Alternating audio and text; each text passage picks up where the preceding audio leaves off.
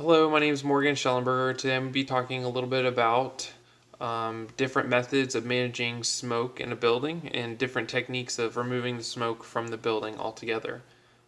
There's a couple of main systems that we use, but there might be some others that you haven't heard of before. The next thing I'm going to do is talk about some places you might see those devices so you can see them in your everyday living. And lastly is the testing that it takes to make sure that those equipment's working properly, not only when it's first being put into production, but also when it's already installed in somewhere like a school or mall, something like that. The first one I want to discuss is the Atrium smoke exhaust system. This is one of their most common ones. They even have a long YouTube video about the system. But it's a system that has fans that allows this. It removes the smoke from the room altogether. And in really large fires, it actually just holds the smoke above people's head, so that way they can escape properly if they need to. Um,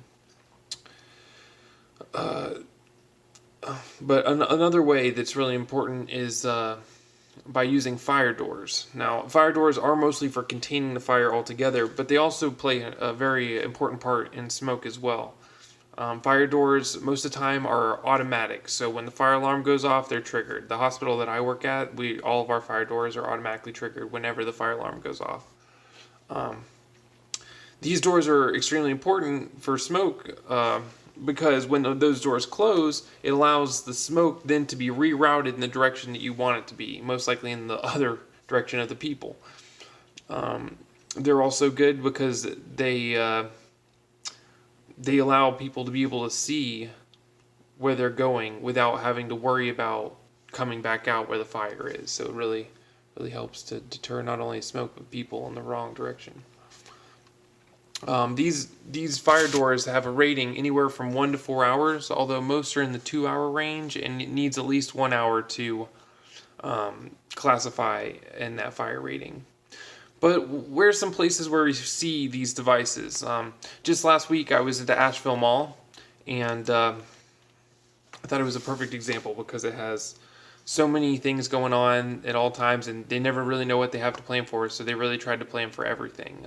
The mall in Asheville actually has at least 4 HVAC systems on the roof that you can actually see through the glass ceilings. They had a fully loaded sprinkler, quick release sprinkler system, quick action sprinkler system. And they even had fire barriers ready to go around some of the stairways that were out in the open, and also some fire doors, but you didn't see them that often because it was an open facility for the most part. Um, but another good example of where you would see this stuff is schools. Schools are held to a slightly harder code to follow, and so they are extremely diligent on the equipment that they have. They would at least have a couple HVAC systems. Um, every door is a fire door, all kinds of sprinkler systems. But not only do they have those, they maintain theirs, I believe, better. Like they're held to a higher standards of maintaining them. They are constantly being checked out to make sure that all the sprinkler systems work. They have their fire alarms, their fire tests, if you will. Just all kinds of things to make sure that everyone gets out safe. But what kind of testing do they do on these devices? Well, the first one, the HVAC system, when they first put it into production, Atrium has a very large facility. It's a 4-story building. It's like an open lobby, and they use that for all the testing of their equipment so they could put it in a real world, real life scenario.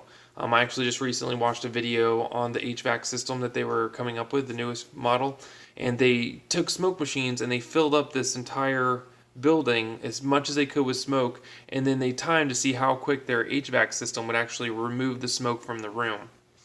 Um, Surprisingly, even with the whole 4-story building filled up, the HVAC system that they were producing at that time, it only took approximately 5 minutes to remove. I mean, visibility was back in minutes, but after 5 minutes, almost all the smoke had been removed from the building.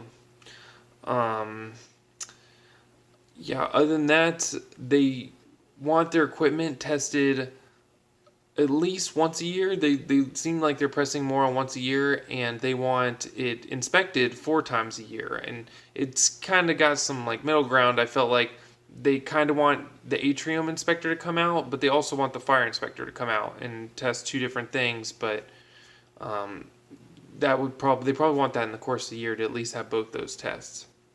But when we think of fire, we always just think of putting out the fire and everything. But we really have started to wrap our head around the smoke aspect and how deterring the smoke is actually saving lives from smoke inhalation, as we know, is one of the largest killers of fire damage.